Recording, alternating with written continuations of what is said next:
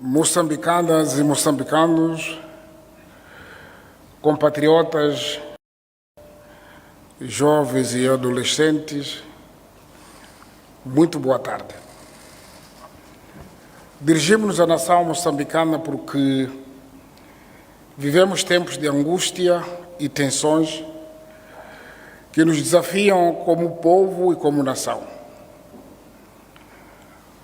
Pronunciamos-nos sobre esta matéria quando dirigimos os nossos embaixadores acreditados em países amigos e irmãos.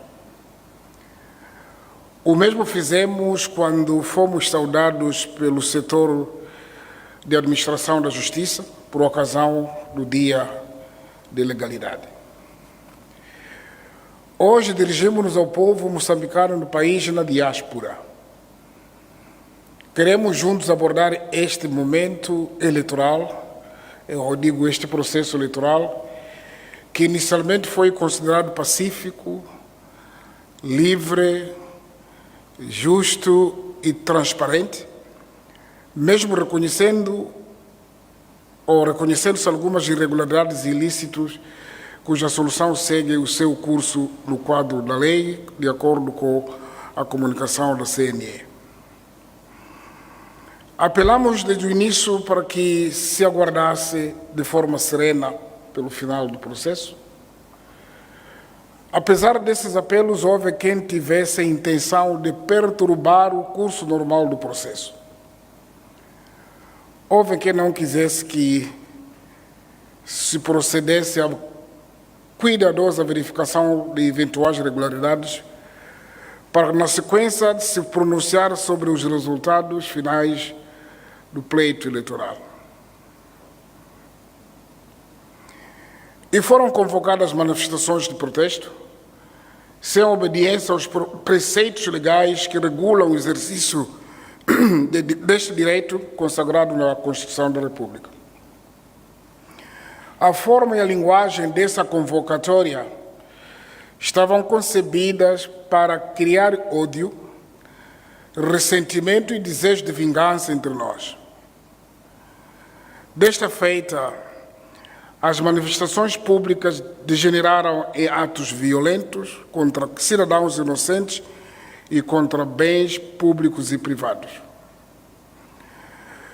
Generalizaram-se ações de vandalismo, como a colocação de barricadas nas vias de acesso, incêndio de pneus, destruição de infraestruturas públicas, sociais e privadas, arremesso de pedras e outros objetos contundentes e perfuro cortantes contra transeuntes e quem simplesmente se encontrava em sua casa por estar impossibilitado de ir trabalhar. Esses incidentes ocorreram com maior incidência nas cidades capitais, e mais aqui em Maputo, Matola, na Beira, Zambésia, Nampula. Contra essa propagação do ódio e da violência ergueu-se um coro de vozes dentro e fora do país. Essas vozes clamaram e clamam pela paciência, civismo e serenidade. Clamores de diversos quadrantes levantam-se contra esta tentativa de instalar o caos no nosso país. Destacam-se os líderes de partidos políticos, líderes religiosos, associações e algumas ordens profissionais.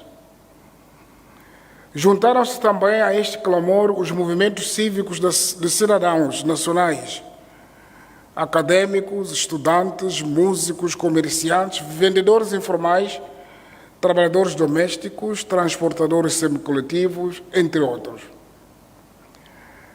Todas estas vozes exigem que se ponha a cobro a esta tentativa de semear o caos em Moçambique.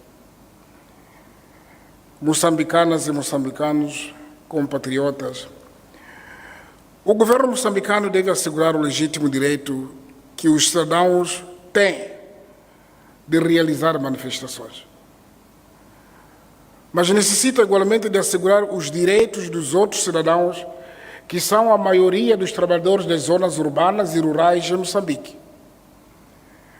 O governo deve ainda garantir os direitos constitucionais fundamentais, como a livre circulação de pessoas e bens, pois de todos se faz um país.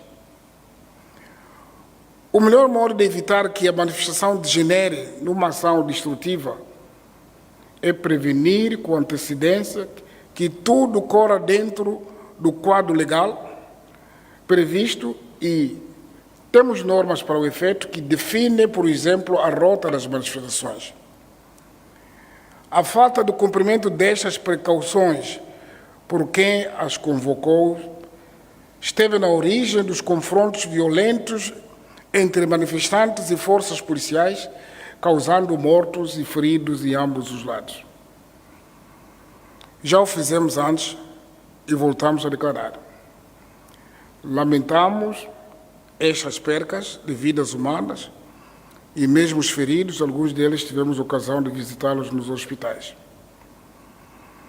Lamentamos os civis e os agentes de ordem que foram vítimas destes eventos.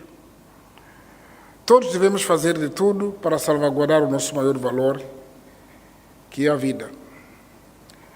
Aos agentes da autoridade reiteramos um apelo a privilegiarem o uso de contenção e de uma intervenção não violenta. As forças de defesa e segurança devem continuar a servir o seu povo. O recurso ao uso da força deve ser apenas em situações extremas para defender vidas e economia nacional. Não queremos que ocorram situações em que todos sairemos a perder. Em nome da vida, em nome da paz e do diálogo, fazemos um apelo para que os mais jovens, repito, os mais jovens, adolescentes e crianças não sejam mais usados para disputas que devem resolver nas instituições nos momentos próprios. Ninguém, em nome de qualquer causa, pode impedir um cidadão de ir trabalhar para garantir o sustento de suas famílias. Ninguém pode impedir o funcionamento dos serviços públicos, dos hospitais, das escolas, dos mercados e dos transportes públicos. Ninguém pode impedir que as famílias procedam às cerimônias fúnebres dos seus entes queridos, como é possível, ou mesmo condicionar a cerimônia de casamento de seus filhos.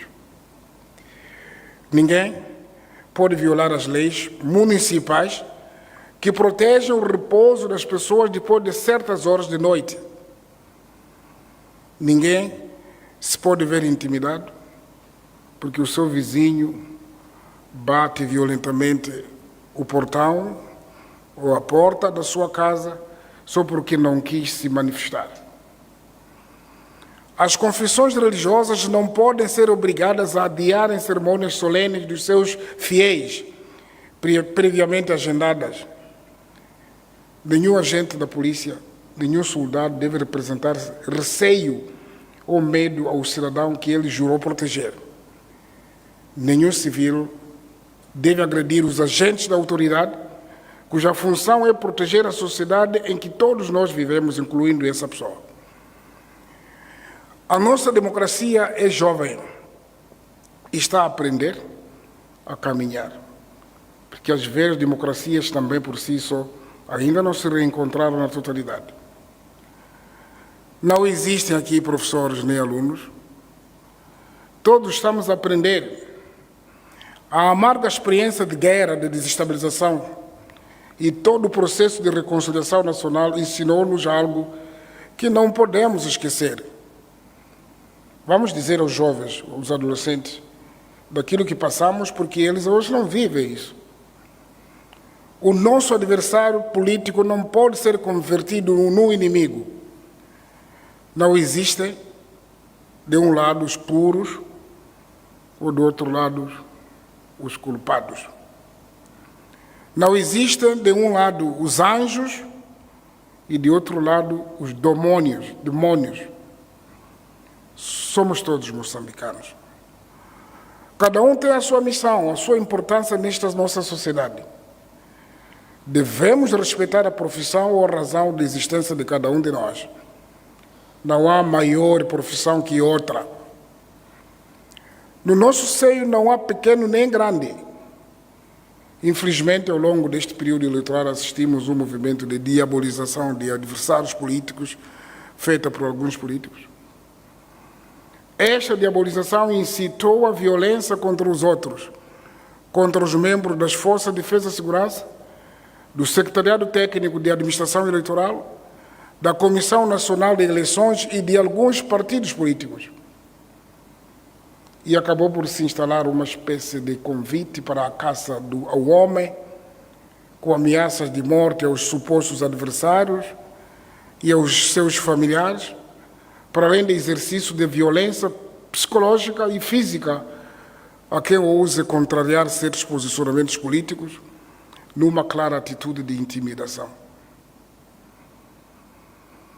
Todos os dias somos confrontados por vídeos e áudios nas redes sociais, retratando atos de linchamento, insultos, exaltação de ódio, demonizando outras formações políticas em nome de alegada justiça eleitoral. Ainda hoje temos relatos de quem está a incitar ao uso de pneus para queimar um outro ser humano que não se compadece com as manifestações. Mas também assistimos, e cada vez mais clareza e apelos comoventes, para o fim da violência, mesmo de quem anteriormente preparou violência. E isso é positivo. Cada vez mais se pede aos fabricantes do ódio que abrandem o seu discurso. Cada vez mais se apela a que se encontrem outras formas de reivindicar, mantendo a calma e a serenidade até que o veredicto sobre os recursos do Conselho Constitucional seja proferido e os resultados validados e proclamados. Caros compatriotas, gostaria de vos trazer um balanço preliminar das ocorrências que se registraram ao longo destes dias de violência.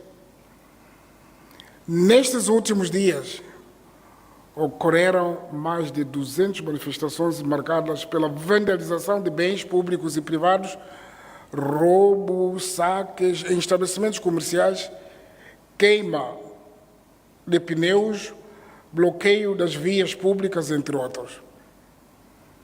Em paralelo, ocorreram atos de sabotagem contra antenas de telefones móveis e postes de energia. Para onde vamos?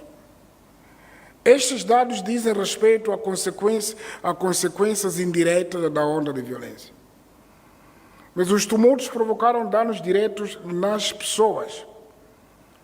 Em consequência, ficaram feridos 807 cidadãos, dos quais 66 membros da PRM. Lamentamos a perda de vida de 19 concidadãos, 5 dos quais membros da PRM. Os danos desta violência pública acabaram agredindo aqueles que mais sofrem de carências sociais, isto é, os trabalhadores mais desprotegidos e os cidadãos mais vulneráveis. A primeira e talvez mais grave consequência desta onda de violência manifestou-se na área de saúde. A título meramente exemplificativo, registrou-se uma redução de 60% do número de pacientes atendidos nos serviços de urgência, de pediatria e de adultos, respectivamente. Houve ainda uma redução de 54% no número de doações de sangue. Estamos a aproximar-nos da quadra festiva, onde a doação mais falta fará. Foram encarcerados mais de 60 postos, encerrados mais de 60 postos fixos de vacinação e adiamento de 54 brigadas móveis, resultando em mais de 6.500 crianças que perderam ou adiaram a vacinação. Como que nós queremos ter uma sociedade amanhã se as crianças agora não são assistidas? para além de uma redução de mais de 60% dos profissionais de saúde nas unidades sanitárias.